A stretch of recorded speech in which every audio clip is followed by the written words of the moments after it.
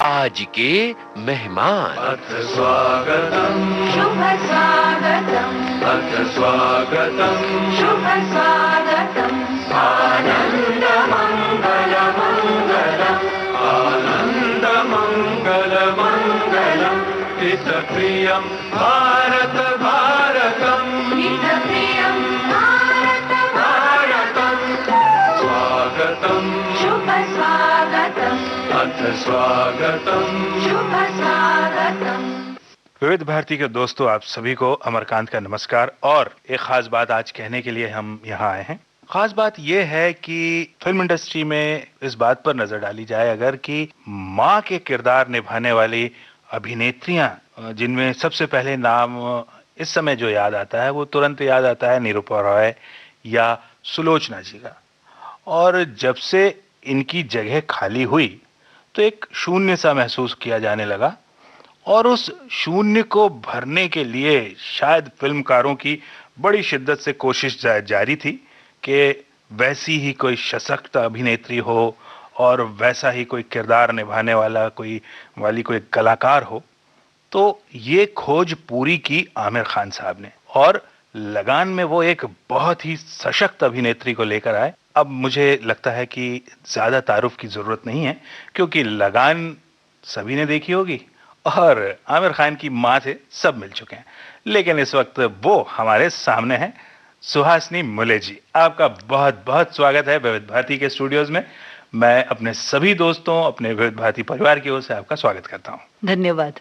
तो सुहासिनी जी, ये तो हमें मालूम ही हो गया और हमारे सारे श्रोताओं को मालूम हो गया कि इस वक्त फिल्म इंडस्ट्री की बड़ी ही दमदार माँ जो हैं वो सुहासिनी जी हैं। सुहासिनी जी, ये सीरियल और फिल्मों में, जैसा मुझे मालूम है कि इन लगान से पहले अगर हम पिछली आपकी फिल्मों पे नजर डालें या आपके कैरियर पर नजर डालें तो आपकी पहली फिल्म थी भुवन शोम, जिसमें आप हीरोइन थी। गौरी का रोल आपने अदा किया था और उस वक्त आपकी उम्र बहुत कम थी।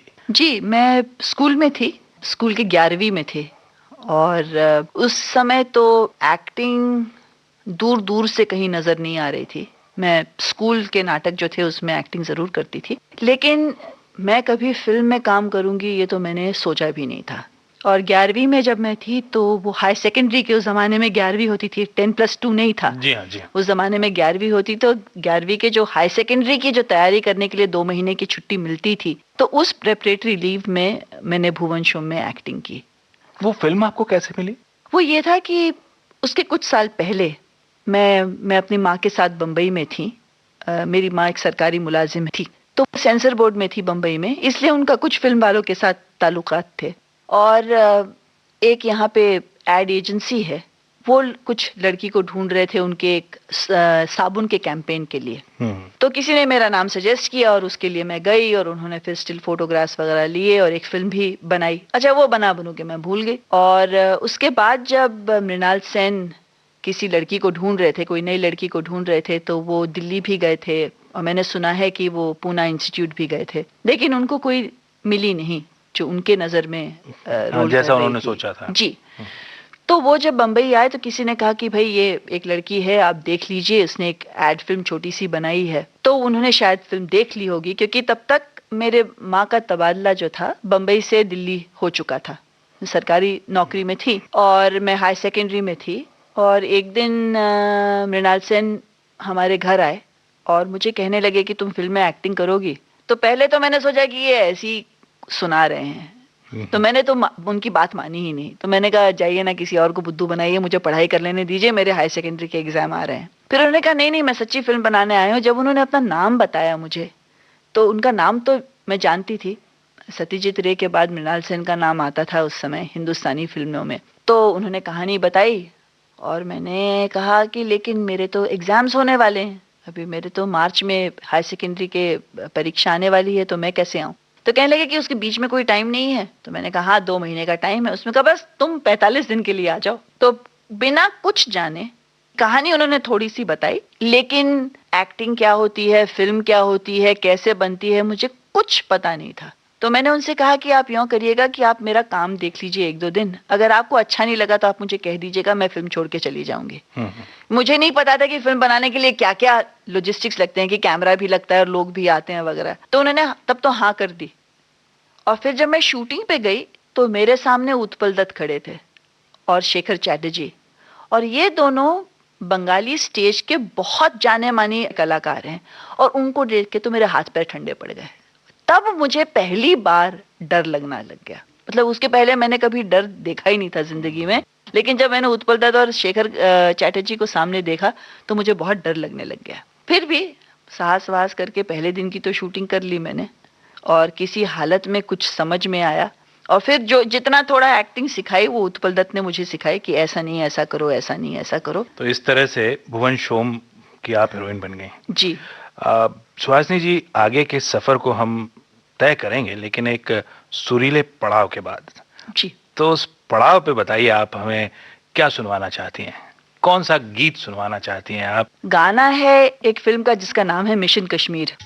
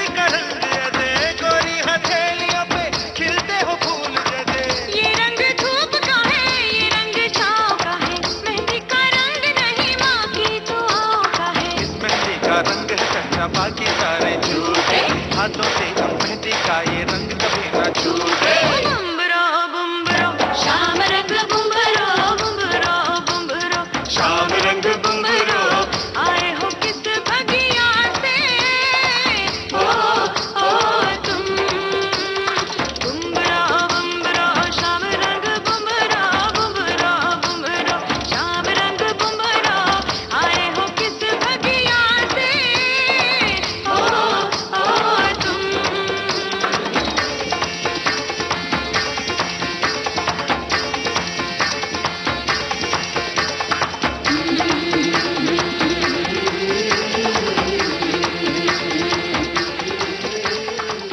सुहासिनी जी, ये सुरीले पड़ाव से निकलकर हम फिर वापस अपने सफर पर बढ़ते हैं आगे। आपकी पिछली बात को याद करके मुझे ये याद आ रहा है कि आपने कहा कि आप उस समय दिल्ली में थी, फिर बम्बई में थी, यानी कुछ शहरों के अलग अलग नाम लिए। तो मुझे ये लग रहा है कि आपका जन्म कहाँ हुआ, आपकी परवरिश कहाँ हुई, ये जरा आप थोड़ा सा क्लियर कर दें तो थोड़ा सा मुझे ये समझने में आसानी होगी कि आप हैं तो महाराष्ट्रियन, क्योंकि नाम से भी जाहिर होता है और आपको देख के कई बार ऐसा लगता भी है। जी। लेकिन ये आपकी हिंदी जो है वो बड़ी साफ है।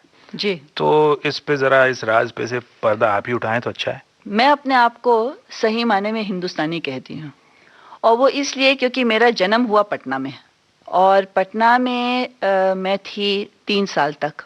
उसके बाद मेरे पिताजी का वहाँ से ट्रांसफ़र हुआ और हम लोग दिल्ली आ गए, और वहाँ पे मेरे पिताजी का इंतकाल हो गया। मेरी माँ जो थी वो मिनिस्ट्री ऑफ एजुकेशन में काम करती थी, और वो काम ऐसा था कि फील्ड वर्क था, उनके ट्रांसफ़र होते रहे, उनके तबादले यहाँ से वहाँ होते रहे, तो उनके साथ साथ उनकी पूंछ बन के हमारी भी तबादले होते रहे। जी, जाहिर है। मैंने अपनी जो शिक्षा है, स्कूल की जो पढ़ाई की, वो की दिल्ली, बम्बई और कलकत्ते में, और मैंने साइंस के सब्जेक्ट लिए थे, तो मेरा साइंस का तो बन गया बैंगन भरता, क्योंकि वो अलग अलग सब्जेक्ट्स थे, फिजिक्स, केमिस्ट्री, मैथमेटिक्स, बायोलॉजी वगैरह वगैरह। और अगर आप अलग अलग प्रांत में पढ़ें तो हर जगह पे एक रीजनल लैंग्वेज नाम की चीज वो लग भी जाती होती है। और उस समय जैसा कि आपने बताया कि वो 10+2 और 11+3 वाला वो, जी। तो वो उस समय एक पहले सिस्टम होता था 10वीं, फिर आप जाते थे 1-2 साल के लिए, पहले आप इंटर करते थे, फिर 1-2 साल कॉलेज जाके फिर आगे पढ़ते थे बीए के लिए। उस समय उसमें से बदल के हम लोग हाई सेकेंडरी में जा रहे थे, जहां से आप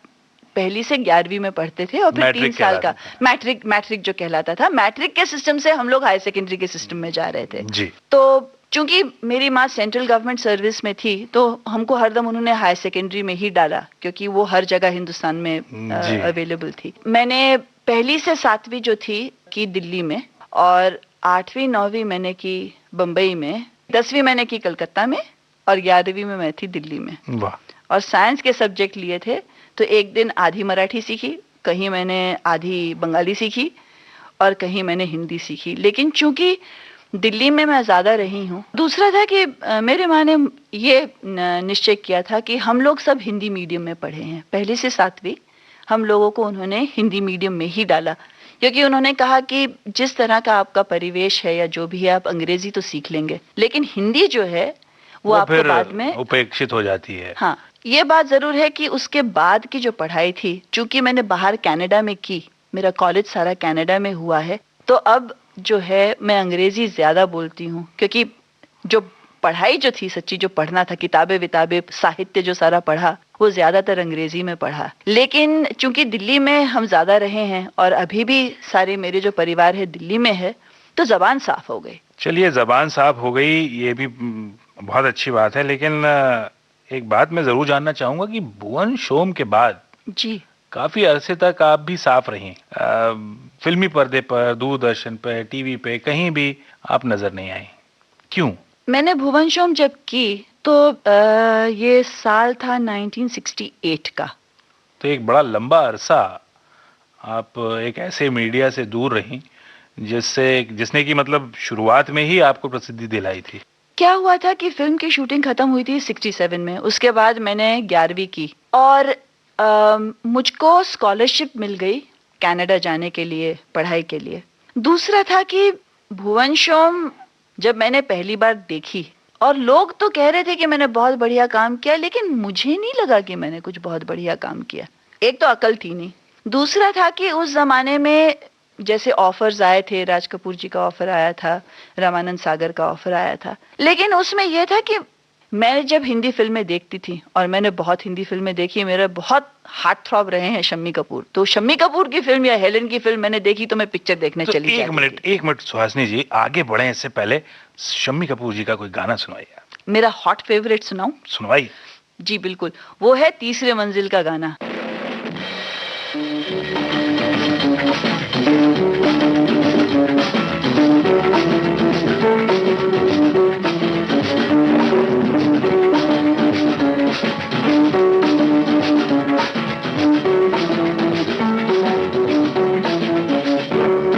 देखिए साहिबो वो कोई और थी, और ये नाज़नी है मेरी, मैं इन पे मरता हूँ। देखिए साहिबो वो कोई और थी, और ये नाज़नी है मेरी। हाँ समझा था मैं ये है खड़ी, लेकिन वहाँ कोई और थी।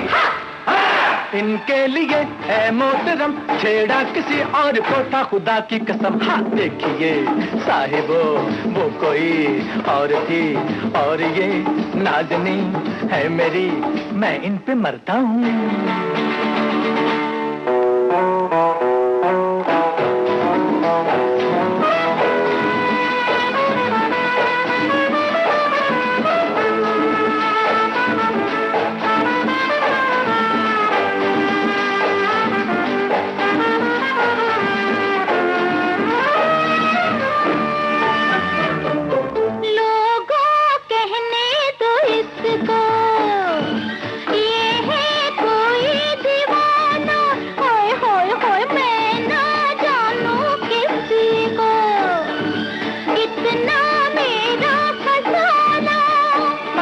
एकदम गलत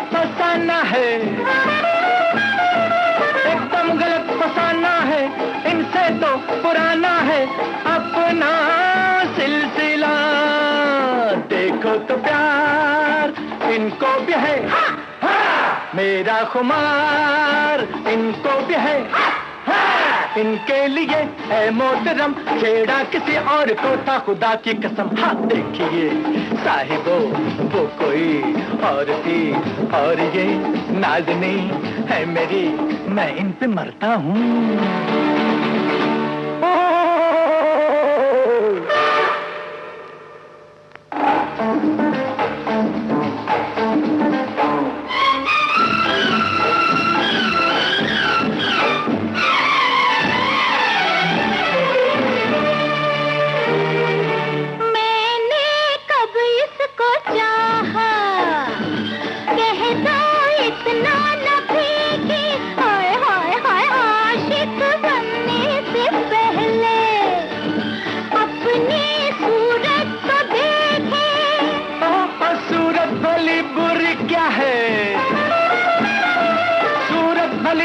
क्या है सौदा तो नजर का है, सौदा प्यार का।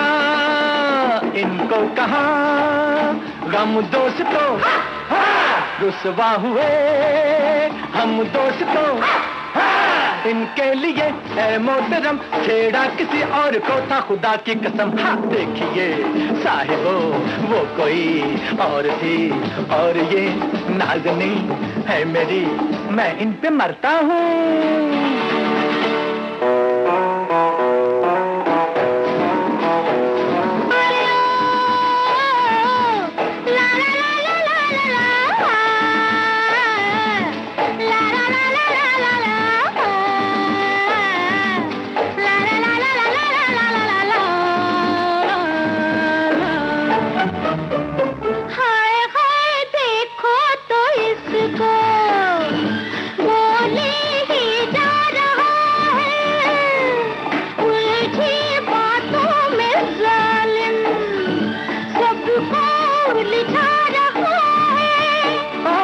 सच बन गया अगर उलझन, फिर कहिए जनाबे मन मेरी क्या खता। मुझ पर यकीन अब कम सही, मैं सादा दिल मुजरिम सही। इनके लिए है मोहतरम, छेड़ा किसी और को था खुदा की कसम। हाँ देखिए साहिबो वो कोई और थी और ये नाज़नी है मेरी, मैं इन पे मरता हूँ। देखिए साहिबो वो कोई और थी और ये नाज़नी है मेरी, मैं इन पे मरता हूँ। और अब हम अपनी उस बातचीत को आगे जारी रखते हैं। और हम थे इस बात पर सुहासिनी जी कि भुवन शोम के बाद आपने फिल्मों के लिए कोई कोशिश नहीं की या उससे आप थोड़ा सा दूर हो गए। वो ये था कि फिल्म जब आने लगी मेरे पास, तो उस समय मैंने सोचा कि अगर अब पढ़ाई नहीं की तो जिंदगी में फिर पढ़ाई कभी नसीब नहीं आएगी। ये थी पहली बात। और दूसरी बात ये थी कि मैंने कहा क्या मुझे जिंदगी भर ये पेड़ के आसपास घूमना है?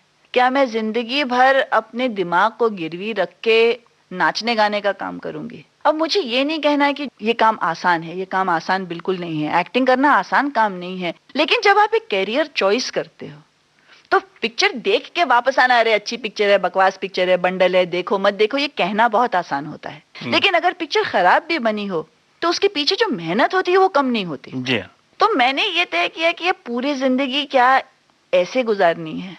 तो फिर मैंने कहा नहीं यार, ये नहीं, पहले थोड़ी पढ़ाई वढ़ाई कर ले, थोड़े अकल को ठिकाने लगाएं, फिर उसके बाद देखते हैं कि करियर का क्या होगा।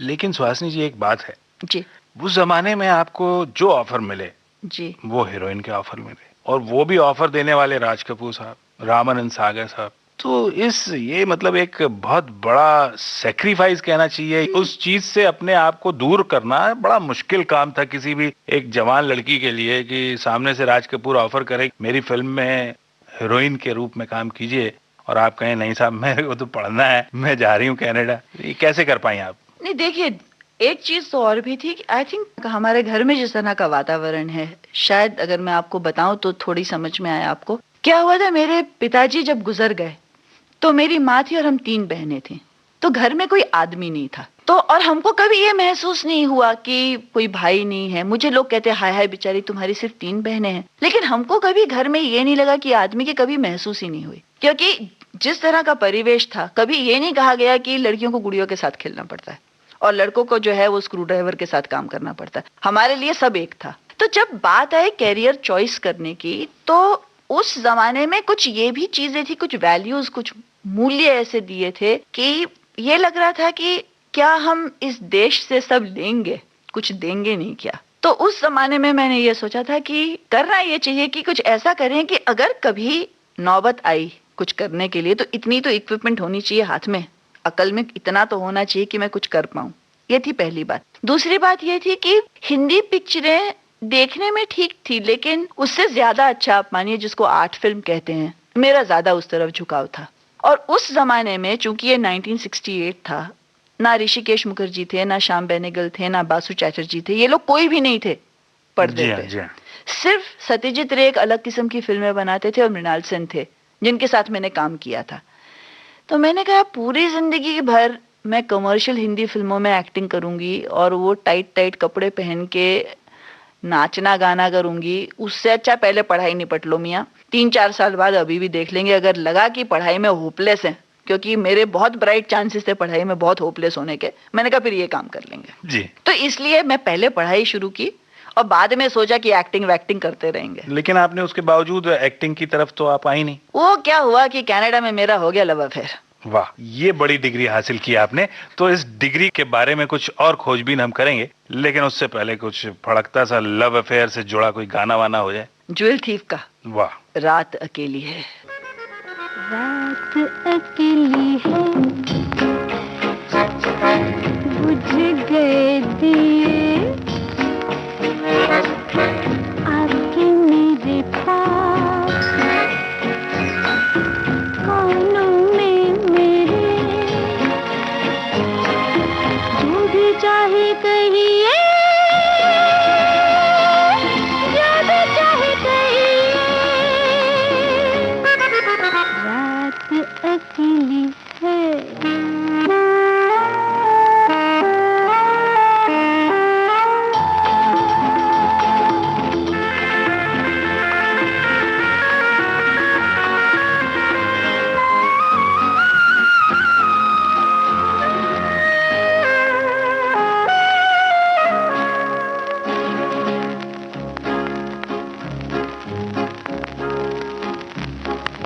तुम आज मेरे लिए रुक जाओ, रुत भी है फुर्सत भी है, तुम्हें न हो न सही, मुझे तुमसे मोहब्बत है। तुम आज मेरे लिए रुक जाओ, रुत भी है फुर्सत भी है, तुम्हें न हो न सही, मुझे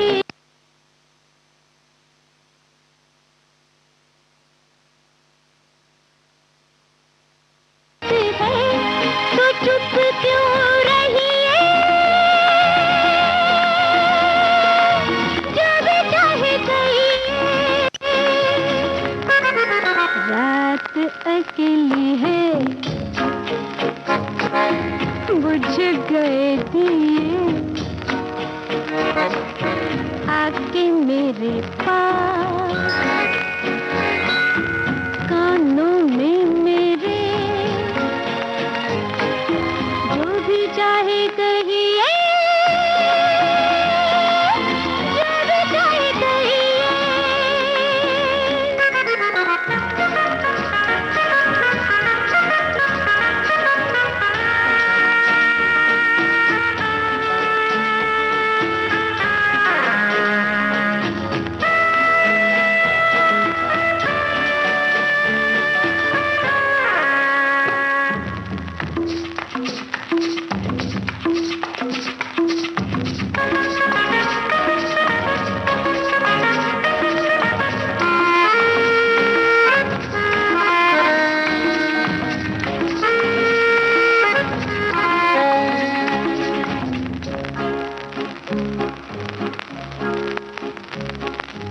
सवाल बनी हुई दबी दबी उलझन सीनों में है जवाब देना था तो डूबे हो पसीनों में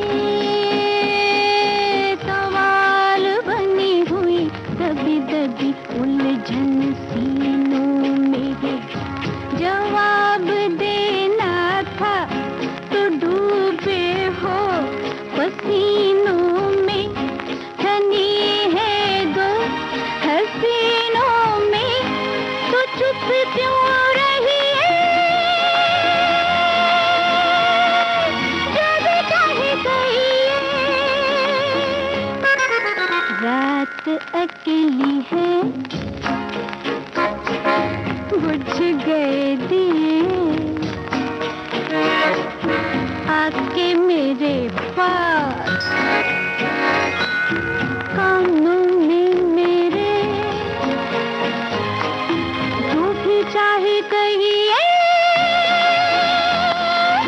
जो भी चाहे कहिए रात अकेली है बुझ गए दिए आके मेरे पास कानों में मेरे जो भी चाहे कहिए जो भी चाहे कहिए। दोस्तों, अपने रेडियो सेट पर आपने ट्यून किया है विविध भारती चैनल और हम आपको सुना रहे हैं आज की मेहमान कार्यक्रम और हमारी मेहमान है अभिनेत्री सुहासिनी मूले। आपसे बातचीत कर रहे हैं अमरकांत दुबे। चलिए सुनते हैं इनकी आगे की बातें। चलिए तो अब उस लव अफेयर की कहानी जरा हमारे दोस्तों को भी सुनाइए, क्योंकि अब तो आप सुना ही सकती हैं। साहब ऐसा है कि लीड इन तो बड़ा एक्साइटिंग था लेकिन कहानी बड़ी बोर है। अच्छा अच्छा, वो ऐसा वो था हिंदी कमर्शियल फिल्म है। नहीं, वो हिंदी कमर्शियल फिल्म ऐसा मत कहिए। आजकल की हिंदी कमर्शियल फिल्म जो है वो देख के मेरा दिल भड़कने लगता है। हाँ, नहीं, वो ये हुआ कि कनाडा में मुझे एक शख्स मिल गए, नाम था डॉक्टर गिरियसन। और डॉक्टर गिरियसन वो आदमी है जिन्होंने डॉक्यूमेंट्री शब्द जो है, डॉक्यूमेंट्री फिल्म्स का जो शब्द है, उन्होंने इन्वेंट किया था। वो बहुत बड़े डॉक्यूमेंट्री फिल्म मेकर थे और उन्होंने कहा तुम क्या कैमरा के सामने की सोच रहे हो, अरे कुछ करना है तो फिल्में बना के दिखाओ। तो मेरा लव अफेयर हो गया कैमरा के पीछे, यानी मुझे फिल्में बनाने में ज्यादा शौक था और उसके सामने में शौक फिर बचा ही नहीं। फिर जब मैं हिंदुस्तान वापस आई 7 साल के बाद तो मैंने एक्टिंग करने की कोशिश ही नहीं की।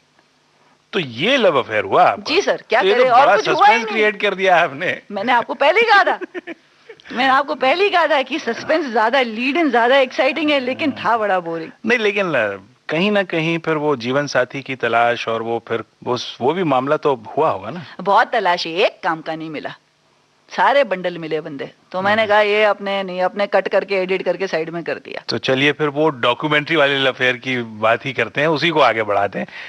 तो वो डॉक्यूमेंट्री वाली बात भी हमें जहां तक मालूम है कि आपने कुछ अवार्ड विनिंग डॉक्यूमेंट्रीज भी बनाई हैं। अब अगर आप 25 साल कोई चक्की पीसोगे तो कुछ ना कुछ तो उसमें से मिलेगा। तो 4-5 नेशनल अवार्ड मिल गए और 2-4 इंटरनेशनल अवार्ड भी हासिल कर लिए। ऐसा 25 साल के कैरियर में 2-4 नेशनल और 2-4 इंटरनेशनल, ये भी कम बात नहीं होती है सुहासिनी जी। लेकिन अब अगर आप उसको बड़ी बात ना माने तो ये आपका बड़प्पन है। अब इतने अवार्ड्स मिलने के बावजूद आप अगर ऐसा कह रही हैं तो इसका मतलब अभी कुछ और अवार्ड्स लेने की ख्वाहिश आपके अंदर है। तो हमें भी अच्छा लगेगा कि आप और भी डॉक्यूमेंट्रीज बनाएं और भी अवार्ड्स आपको मिलें। लेकिन हम ये जानना चाहते हैं कि वो डॉक्यूमेंट्रीज वाला काम आपने रोक क्यों दिया? नहीं नहीं, कौन कहता मैंने रोक दिया है? अरे आप एक्टिंग कर रही हैं आज। ऐसा है कि एक्टिंग जो है वो तो मैं करती हूँ, और भगवान के शुक्र से ठीक ठाक ही काम चल रहा है। नहीं, बहुत अच्छा चल रहा है। लेकिन मैं एक्टिंग में आई, मैं आपको सीधा सीधा कहती हूँ, मैं एक्टिंग में आई पैसे बनाने के लिए। चलिए ठीक है, वो पैसे बनाने वाली बात आप अभी हम बाद में करेंगे, वो उसमें हम छोड़ेंगे नहीं आपको। लेकिन डॉक्यूमेंट्री का हाँ। सिलसिला, अच्छा मैं आपको ये कहती हूँ, क्या हुआ कि मैं जब कनाडा से वापस आई तो नौकरी तो थी नहीं, और सारी जैसे दुनिया नौकरी तलाश रही है वैसे हम भी नौकरी तलाश रहे थे। दूरदर्शन में नौकरी के लिए एप्लीकेशन दिया, तो इंटरव्यू भी हो गया, अच्छा सिलेक्ट भी हो गए, बड़े खुश कि जी डॉक्यूमेंट्री बनाएंगे वगैरह वगैरह। फिर सरकारी काम जब करने गए, जब मेरे सामने पहली बार वो हरी वाली नोटशीट आई ना, खाली जिसके ऊपर सारा लिखना पड़ता है, ऐसा करना है ऐसा करना है, वो देख के मैं भाग गई। फिर उसके बाद मैंने एफडीआई में नौकरी करने की कोशिश की। एफटीआई में पता लगा ये फिल्म इंस्टीट्यूट ऑफ इंडिया जो है पूना में है, वहां पे नौकरी करने की कोशिश की। फिर मुझे ये समझ में आया कि शायद मेरा मिजाज ऐसा है कि एक किसी भी स्ट्रक्चर के अंदर जो है, जो बना हुआ स्ट्रक्चर है, वो फिर सरकारी हो या गैर सरकारी, वो अपने से होगा नहीं। तो मैंने खुद डॉक्यूमेंट्री बनाने की कोशिश की, और मेरा उस समय भी ये एक इंटरेस्ट रहा है आप कहिए, या मिशन रहा है आप कहिए। मुझे हरदम लगा है कि अगर हमारी जनता पढ़ लिख लेती तो हमारे हिंदुस्तान के बहुत सारे मसले हल हो जाते। तो अडल्ट एजुकेशन एक सब्जेक्ट था जो मेरे लिए बहुत प्रिय था। तो पहली फिल्म जो मैंने बनाई वो थी अडल्ट एजुकेशन के लिए, और उसमें वही था कि मैं गई और लोग जाते प्रपोजल लेके, हम भी पहुंचे अलग अलग डिपार्टमेंट। अब नए फिल्म मेकर, ना आता ना पता ना नाम से, और जो भी नाम जानते थे वो भुवन शोम की एक्टिंग के हैसियत से जानते थे। तो अल्टीमेटली उन्होंने कहा कि आप कुछ करके दिखाइए। मैंने कहा करके दिखाएं तो कैसे दिखाएं? तो मैं बहुत बहुत दुखी होकर घर वापस गई। तब तक बहुत निराश हो चुकी थी, बहुत दरवाजे खटखटा लिए थे, करीब 1.5 साल में कोई काम नहीं मिला था मुझे। फिर मैंने कहा यार बहुत रोवो लिया, अब खुद ही अपने आप कुछ करते हैं।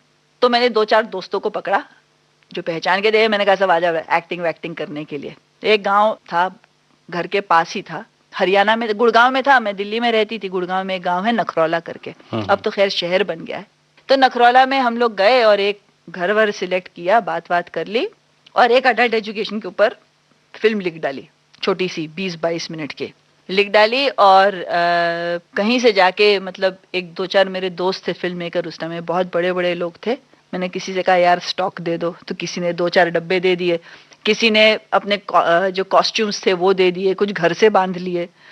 और उसके बाद मैंने जो कनाडा में थोड़ी कमाई की थी स्टूडेंट के हिसाब से, वो पूरी कमाई मेरे माँ से थोड़े पैसे लिए। अच्छा मेरे माँ थी सरकारी मुलाजिम, उनके पास पैसे कहाँ थे, तो उन्होंने बेचारी ने अपने पीपीएफ जो होता है पब्लिक प्रोविडेंट फंड, उसमें से पैसे निकाले, जमा किए, और वैसे मैंने अपनी पहली फिल्म बनाई जिसका नाम था लिख के दे दो।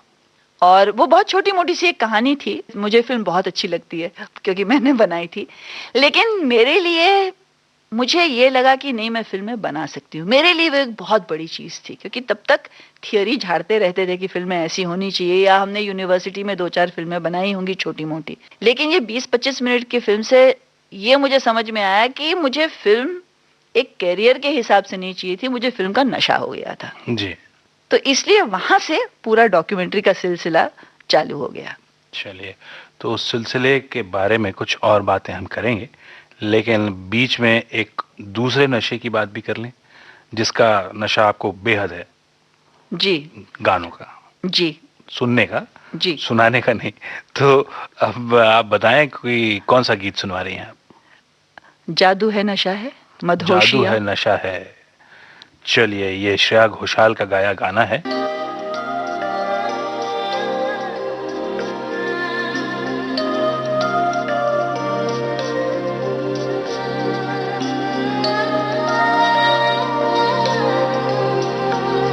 जादू है नशा है मदहोशिया, तुझको भुला के अब जाऊं कहाँ। जादू है नशा है मदहोशिया,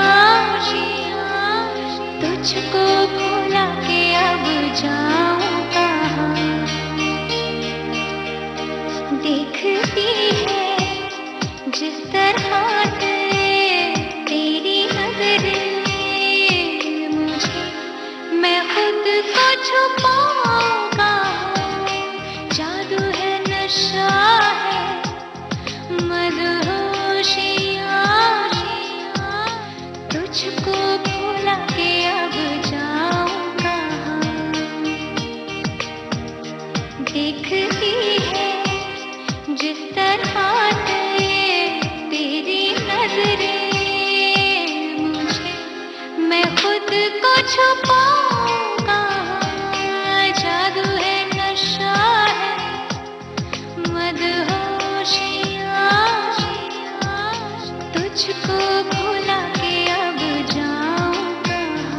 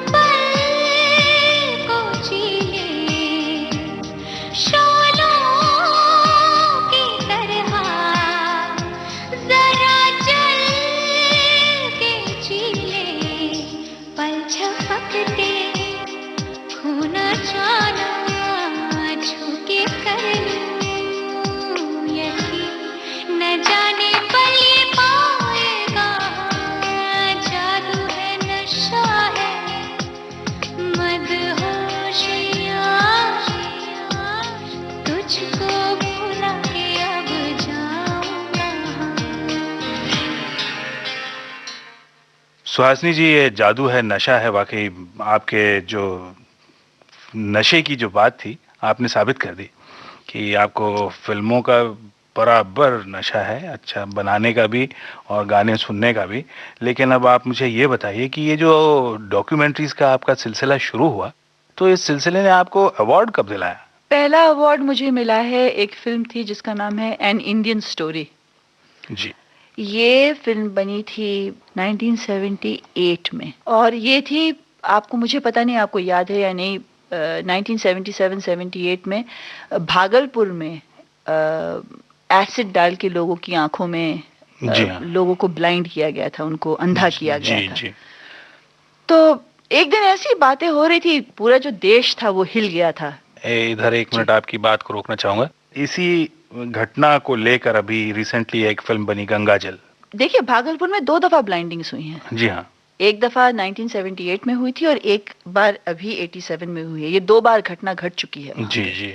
ये पहली की मैं बात कर रही हूँ। तो उससे क्या हुआ था कि सब लोग यही बात कर रहे थे कि कैसे हो सकता है, और मुझे सच्ची लगा कि वाकई अगर हम अपने आप को प्रजातंत्र देश मानते हैं, जिसको कहते हैं वर्ल्ड्स लार्जेस्ट डेमोक्रेसी, ये सुन के हमको बहुत गौरव होता है अपने देश पे, तो ये ऐसे हो कैसे सकता है। तो वहां से इन्वेस्टिगेशन शुरू की कि हुआ क्या था, कैसे हुआ था। सिर्फ ब्लाइंडिंग की बात नहीं थी, क्योंकि उसके बाद उसको एक मुद्दा पकड़ के पूरे जो वहां की जो राजनीति थी, या किस तरह से लोगों को पकड़ा जाता था, क्यों पकड़ा जाता था, क्यों हुआ, क्योंकि ये और जगह पर तो नहीं हुआ। आखिर हर जगह हालात, हमारे हिंदुस्तान में, बिहार में, कहीं भी आप कहिए तो हालात तो एक ही बराबर हैं, थोड़ा ऊपर नीचे है, कहीं कोई प्रांत है जो ज्यादा आगे बढ़े हुए हैं, कोई प्रांत है थोड़े पिछड़े हुए हैं। तो इस मुद्दे को लेके पूरा इन्वेस्टिगेशन मैंने शुरू किया, और इसको इस्तेमाल करके एक पूरा हमने प्रश्न चिन्ह खड़ा किया कि क्या हम फिर प्रजातंत्र देश हैं या नहीं है। और उस फिल्म के काफी प्रॉब्लम्स हुए, क्योंकि एक तो ऐसे फिल्मों के कोई पैसे नहीं देता जी, जाहिर है। तो इनकलाब जिंदाबाद अपने पैसे फिर से लग गए उसमें जी। और लॉस भी हुआ। लेकिन सोचा था, एक जुनून था उस समय कि ये फिल्म जरूर बनानी चाहिए, तो फिल्म तो बना ली किसी हालत में।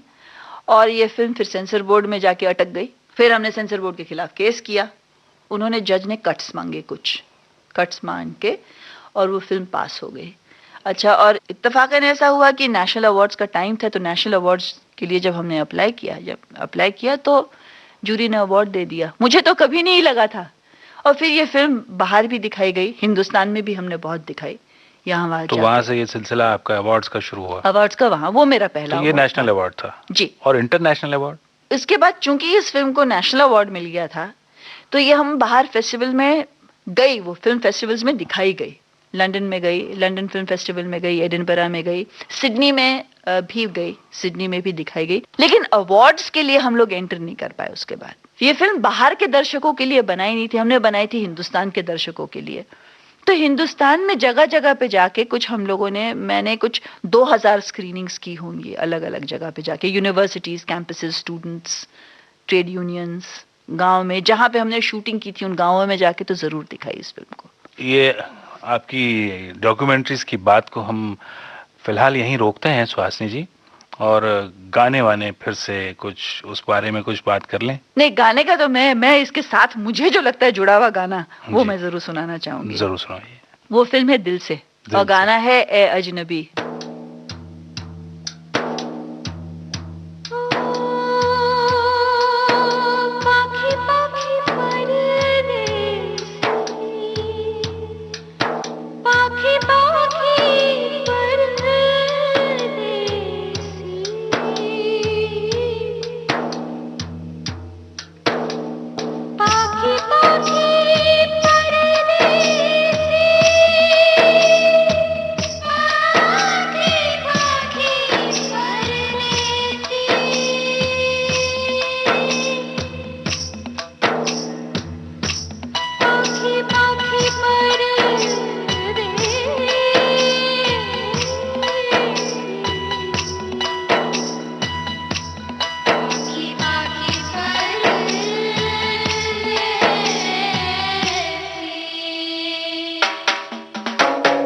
अजनबी तू भी कभी आवाज दे कहीं से, अजनबी तू भी कभी आवाज दे कहीं से।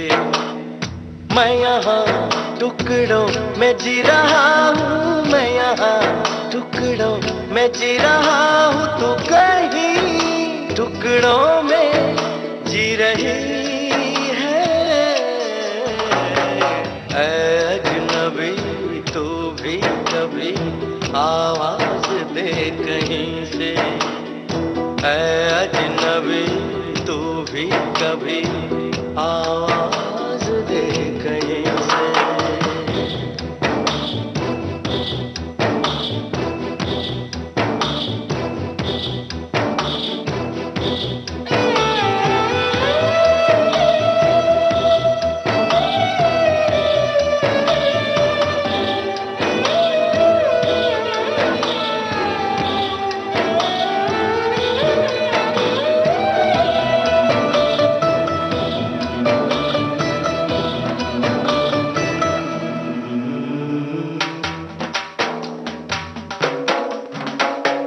रोज रोज रेशम सी हवा आते जाते कहती है बता, रेशम सी हवा कहती है बता, वो जो दूध धुली मासूम कली वो है कहाँ कहाँ है, वो रोशनी कहाँ है, वो जान सी कहाँ है। मैं अधूरा तू अधूरी जी रही है।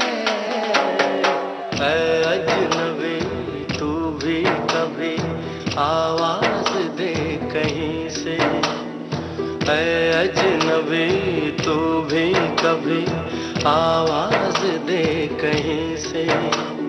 मैं यहाँ टुकड़ों में जी रहा हूँ, मैं यहाँ टुकड़ों में जी रहा हूँ, तू कहीं टुकड़ों में जी रही है। ऐ अजनबी तू भी कभी आवाज दे कहीं से।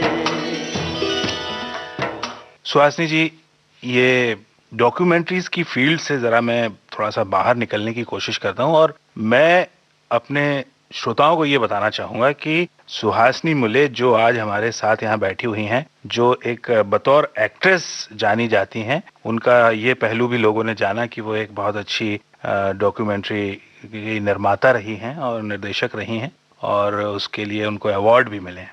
लेकिन मैं उनको ये भी बताना चाहूंगा कि सुहासिनी मुले का नाम एक बहुत अच्छी सोशल वर्कर के रूप में भी लोग जानते हैं और ये काम जो उनके लोग जानते हैं वो भोपाल गैस त्रासदी से जुड़े समय के सिलसिले में जानते हैं लोग। तो इस बारे में मैं जरा आपसे पूछना चाहूंगा कि ये डॉक्यूमेंट्रीज बनाने के सिलसिले के बीच आप अचानक सोशल वर्क का आपको कैसे सूझ गया?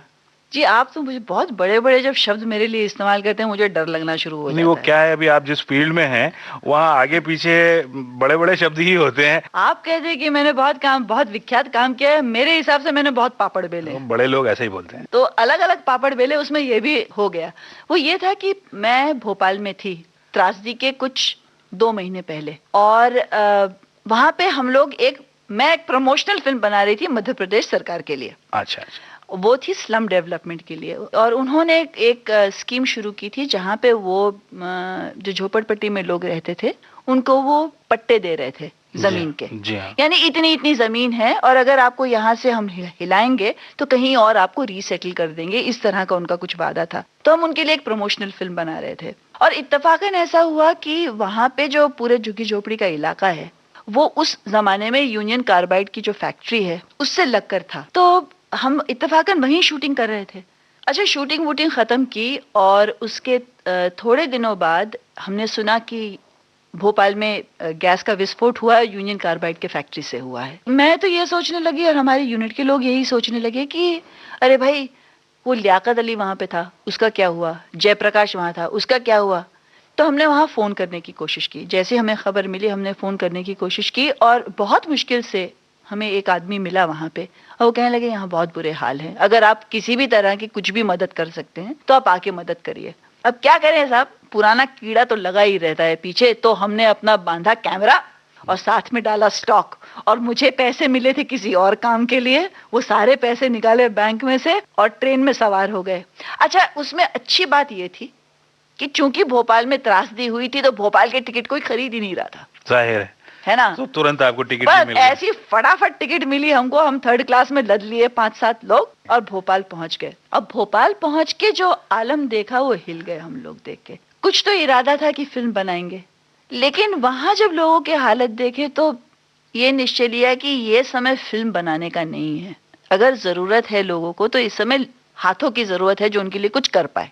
तो वहां पे जब पहले दिन गए और इन लोगों से मिले, वहां पे जयप्रकाश करके एक आदमी था, लियाकत जैसे मैंने नाम बोला, अब तो बेचारे गुजर गए लियाकत अली, वही भोपाल गैस त्रासदी से उनको कुछ प्रॉब्लम्स हुए। तो जब इन लोगों से मिले उन्हें कहा मियाँ यहाँ पर यह है कि लोग आते हैं और मेन रोड पे आके वो सामान बांट जाते हैं, जो जिसके हाथ में जैसा मिलता है मिल जाता है, कोई सिस्टमैटिक तरीके से कोई भी राहत नहीं पहुंचा रहा।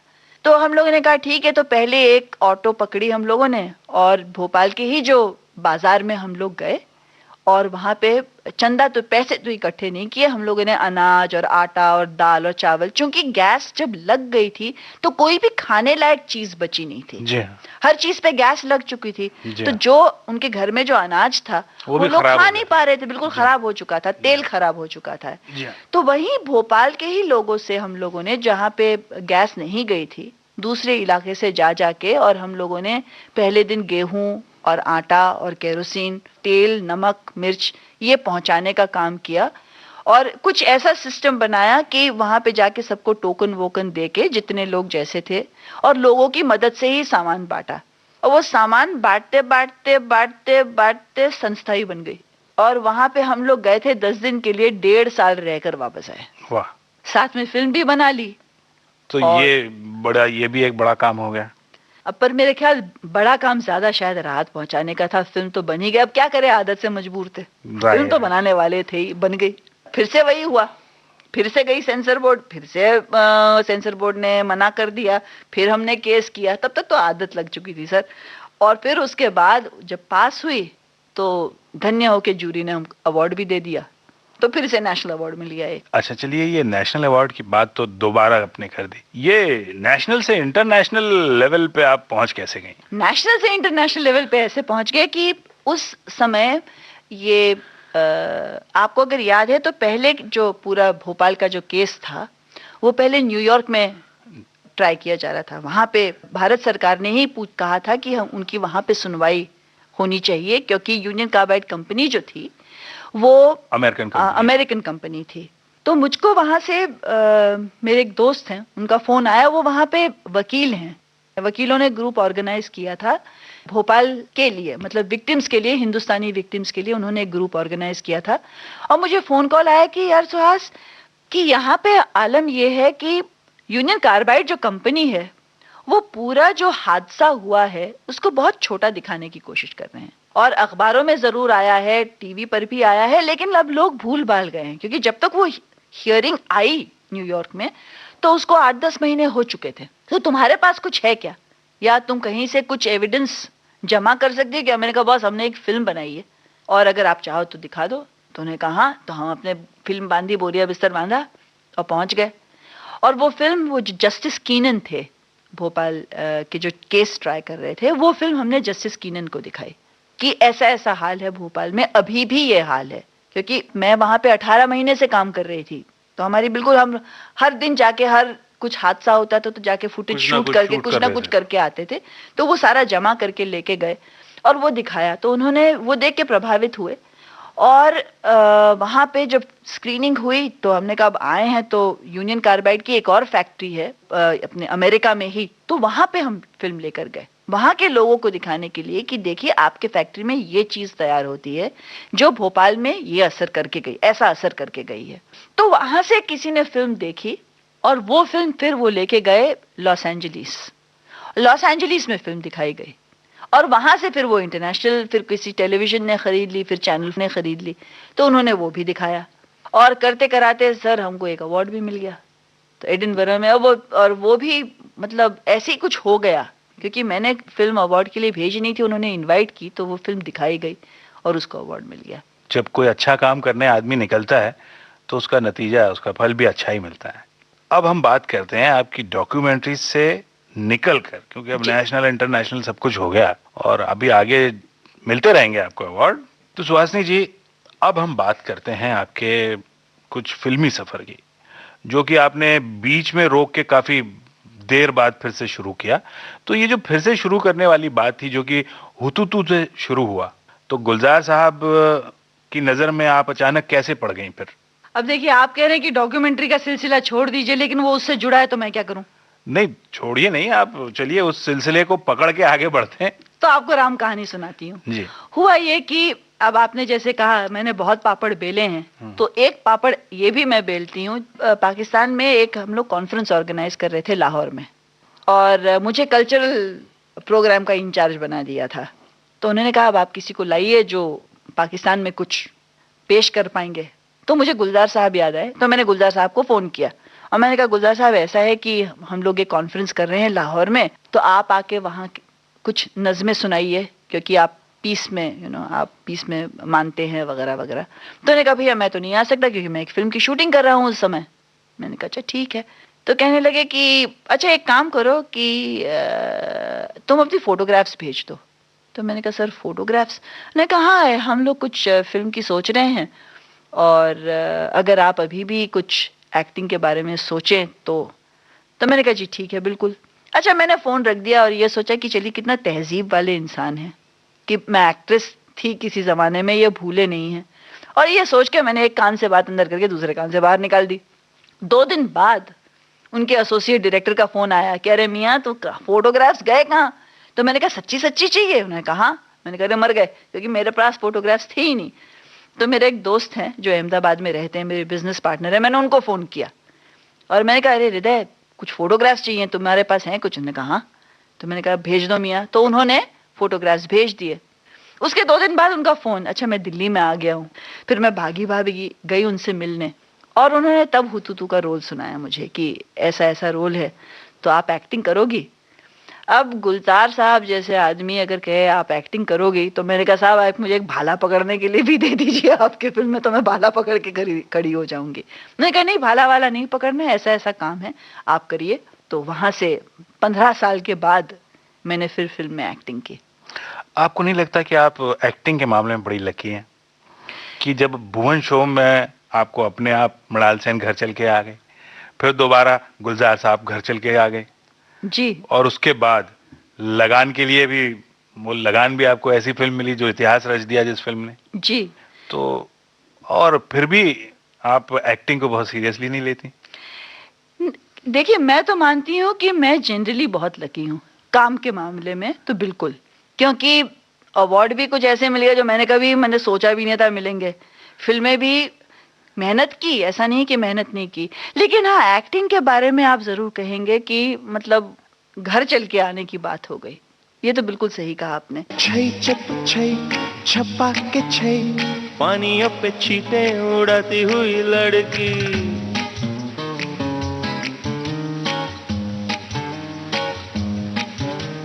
छै छप छै छपा के छै, पानियों पे छींटे उड़ाती हुई लड़की, देखी है हमने आती हुई लहरों पे जाती हुई लड़की है। छप्पा के छै, कभी कभी बातें तेरी अच्छी लगती है। छप्पा के छै, कभी कभी बातें तेरी अच्छी लगती है। फिर से कहना, आती हुई लहरों पे जाती हुई लड़की है।